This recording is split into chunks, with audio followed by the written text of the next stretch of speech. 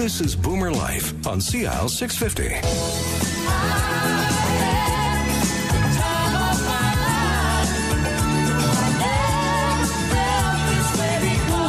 Apparently they're making a remake of that movie. Dirty Dancing. Yeah. Oh. They're doing a remake of it. Yeah. It's never going to be the same. Yeah, Never the I same. need the Patrick. But you need Patrick Swayze. That's the voice of Candy Ho, who is the Director and Vice President, Marketing and Corporate Relations with Element Lifestyle. We know your secret crush. All right. And Veronica De Conceso is also here from Opal by Element, Sales and Leasing Manager. So we're going to talk a little bit about the public launch of the rental reservations, which is coming up in a few weeks' time. But I want to ask you a little bit about how do people get to a retirement change going to somewhere like Opal? Is it the parents are deciding, or the children are bringing them in and saying, listen, let's have a look at this? How does it typically work in your experience? Who helps facilitate the change? Well, I always want to, when I come across a resident who's thinking about making a change, I always like to really learn more about them first. Mm-hmm. And I also like to find out, who are their support system?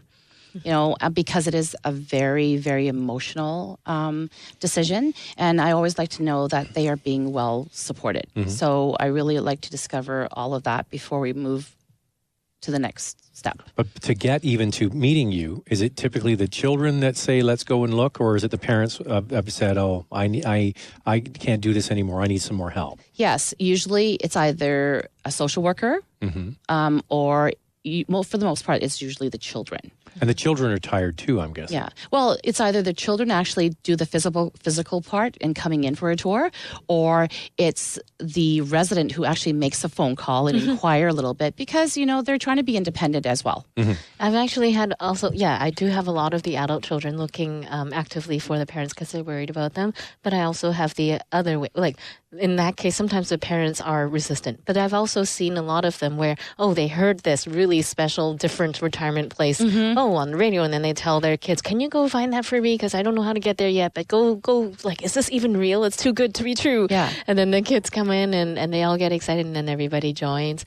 I also have a lot of parents who are actually more worried for the adult children and their grandkids than they are about themselves. They just don't want to burden them. That's also I think that's also an age thing, not years lived. It's people of a certain era, mm-hmm. right? They've grown up through hardship in their mm-hmm. early years, sometimes wars and mm-hmm. Depressions and things like that, mm-hmm. and they're used to being self-sufficient. They don't want to mm-hmm. burden their kids. In fact, the one that I'm just talking about, where they're thinking about not burdening the kids, it really is. There's only one daughter, and they love her to bits, and they're perfectly well. The mom and dad are both well, super sharp, and the dad was a specialist, a GI doctor, and everything. They're perfectly fine, but they just know they're getting older in age and they're doing very well for their age, but they just don't want to delay that decision. They want to have, be proactive about it. That's what I'm seeing more at Opal, and maybe it is because of that intergenerational environment that they have. They don't feel so scared to be going into a place where they're isolated with a certain group of people who are all struggling. They know they're not struggling yet, but they may, and they're thinking in advance, and they know that when they move in here, it's not a depressing place whatsoever. So that's the person that is being proactive mm-hmm. and sees that, the clock is always ticking. You're mm-hmm. going to get older, mm-hmm. and they're being proactive and wanting to find a nice place to live, maybe close to where they lived, and they can age in place. Yes. But then there's the other side of it, who are people who have probably should have made a change earlier. Mm-hmm. And so, what do you see in your experience with many decades in this? When should people really start to think about making a change in their lifestyle when they're getting older? What are the common things that people do and they try to do for too long? I always hear, I can't manage the staircase anymore. Mm-hmm.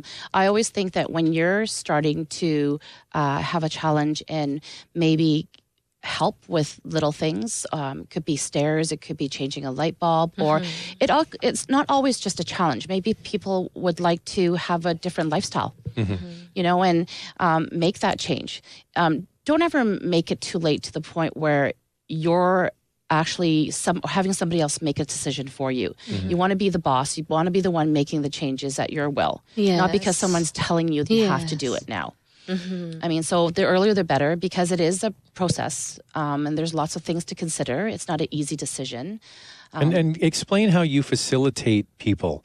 You were mentioning in the break, you had a client that you helped with a whole bunch of different things. So Veronica's personal touch, what do you do to help people with this process? Well, I always like to find out, why are you making this change? Why do you want to?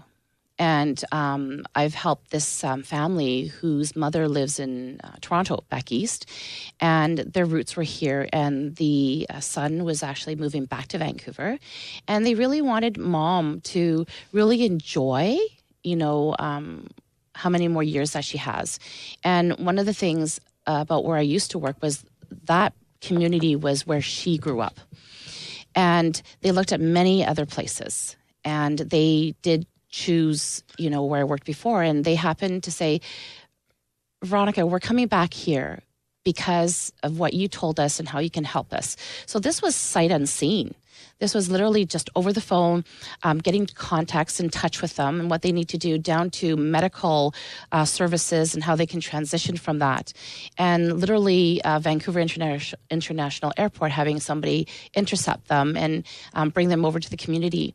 And working with the family that was here, because the son and the daughter-in-law arrived here in Vancouver first. So they were able to set up the unit that they had chosen, because I mentioned that wouldn't it be nice to set it all up, make it a beautiful space for her to come in and enjoy. And she actually brought her cat too. So it's a process, but that's what I want to do, is to be able to make it as easy as possible. Now you mentioned the changing of the light bulb, which light bulb went off for me. So what help do you have if you own a unit do you have a handyman? Of course. That can fix your leaking toilet or something like that? Well, actually, when you talk about the rentals, it's included 4 hours of any kind of domestic help you need each week. Wow. Every week. So every could week. That be just cleaning? Whatever. Yes, cleaning, tidying, reconfiguring the stuff in your refrigerator. Fluff your pillows. Yeah, fluff your pillows, wipe your windows, access something that's on top of the refrigerator that you can't reach. Reorganize the closet. Yes. Yeah. Anything that they might have pretty high standards of tidiness and cleanliness that they just don't have the energy for, or they just obviously living in a place full of activities and amenities, they got better things to do. So just get us in there. It's already included.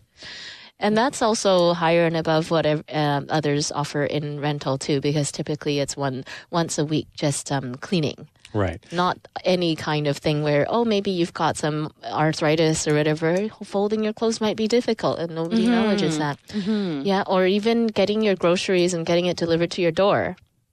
I think that's one of the things that actually stand out with Opal by Element is having that 4 hours at your discretion, and you can use it whichever way you want. And when you said, maybe some of the residents may have dexterity issues, that folding clothes might be a challenge. But instead of accessing maybe assisted living services, which is also an option, you can use the 4 hours to be able to do the laundry. But nobody knows that. So again, it's all about protecting one's dignity. All right. So the reservations for the rental units, there's going to be 56 rental units and 30 senior complex care units. That's happening May 20th at the Opal Discovery Center at City Square, 12th and Cambie area. Yes. So I'm guessing, because we talked about it earlier, there's going to be a lot of reservations on these quite quickly, right? So, and the building won't be done until 2019, almost 2 years from now, right? Or less than 2 years. So is it a good idea to get your reservation in, put your name on one? Because as Candy mentioned, if you change your mind, that's not the end of the world, but at least you've got somewhere to go. So what are you going to say to people now today? What's your advice? I think make that decision now while you still can, with a wonderful selection. At the same time, there's nothing to lose, really. There really is nothing to lose. As Candy was mentioning earlier, we do understand that circumstances can change tomorrow. But if you're able to make that decision on your own now, we support that fully. And throughout the 2 years leading up to the opening of Opal, we're going to have lots of focus groups. We're going to create that family dynamics where all of the residents that are interested in Opal are completely engaged and know what's going on. We're going to keep everybody updated. Well, not only know what's going on, but actually actively shape their life there, because we're Absolutely. getting their opinions. Just as when we're already open too, we'll have the resident groups and committees, right? I was going to ask that. So if say you sell all of the condos that are for sale and you have reservations on all the rentals, then you know who the players are. Yeah. You can start to build Yes, a community before exactly. the doors Be even ready so that as soon as it's open, it's exactly what you dreamed of, what you wanted. And during our focus groups that we have at the Discovery Center, we want to hear from the residents, from the community. Well, you're going to be able to meet other people too. Yes. And this is a rare opportunity because a lot of other places that offer independent assisted living, and very rarely also the complex care, it's they usually are mostly rentals. There's very few places that also have condos, and in pre-sale mode is when you can participate this way and reserve your rental in advance. Whereas the other places that they're already open, there's only one or two, and you just got to take whatever opens up. Yeah, This is the chance to choose what you want and even shape the programming of it to your liking. Yeah, you're getting in literally, pardon the pun, on the ground floor. Yes. Yeah, because having places that even haven't opened yet but only have rental, they wouldn't actually have a Discovery Center where they might run all of the focus groups and seminars 2 years in advance. That's very unusual. Because we would like to always meet, who will be joining our community too and getting to know them. So back to the sales side, how many of the units for sale are left? Do you know off the top of your head? I think we talked about it earlier. 20. I think there was, is it 20? 21. Well, 21. 21. Okay. Yeah. I think, Well, it could I thought change was 20 by this now, afternoon, right? yeah. Because we sold one. We just sold one a couple days ago. Yeah. So those are going quickly too. How many of those were a total when you started? We had 44. Oh, so they're half. More than half. More than More than half, half, and about 60% of the value gone. Yeah. Well, that's quite incredible. It sounds like you have a hit on your hands. Yeah. It's also incredible that it was the first time that I think in retirement residence, you offer the 2 and 3 bedrooms. And that was like, whoa, that's usually it's studio and 1 bedroom. And we were like, no, if we're going to do the intergenerational, there better be larger suites, right? And it has proven like it's unheard of to have 2 and 3, and they were the first to go. So that's when we've proven to ourselves that it's just nothing was available before. And now that we're providing it and facilitating it, that is what people want. Yeah. That's quite a compliment to what you've created here. And I think people are excited about it. It sounds from So you, Veronica, excited. that, having worked in this industry for many years, this is different. Very different. You know what they say when you walk in, the first impression, you never get a second chance to make the first impression. When you walk into a community or even, let's say, a restaurant, you get the feel of it right away. And that is, I think, so powerful. Down from the Discovery Center, when I met the team, you can feel and sense the passion that the Element team has and their devotion to not just, they know how to do it, but it's a matter of how they do it. Absolutely. Yes. Well, it's been great having both of you on the show today. Veronica Duck Conceso and also Candy Ho from Opal by Element. So did I move up from a 5? Yes, you did. So what am I now, a 6? 5.5. Oh, You are too you are a harsh critic. perfectionist. Say it in Portuguese. I want to hear your Portuguese pronunciation again. Veronica? Veronica Maria da Conceição. Oh, I like Da that. Conceição. full name. Okay, I'm going to say it. Da Conceição. Pretty good. How much is that? How much is that? I would say that's a 5 3/4? 7. Oh. Well, thank you to both of you. And if you want to find out more, the Discovery Center is at 12th and Cambie at City Square. Thanks to both of you. Great show. And we'll speak to you another time right here on CL 650.